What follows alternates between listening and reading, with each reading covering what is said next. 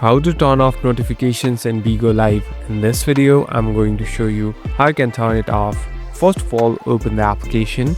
Now, here on the right bottom, you can see this Me icon. Simply tap on this Me icon.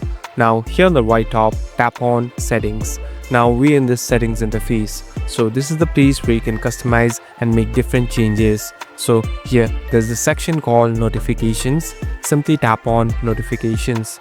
Here, you'll be able to find different categories and subcategories, so you can simply turn them off. So you can simply tap on them and turn off the ones that you don't like. So here there are different ones, and later they won't show up and pop up, and there won't be any disturbance too. Thank you for watching this video. I hope this video will help you.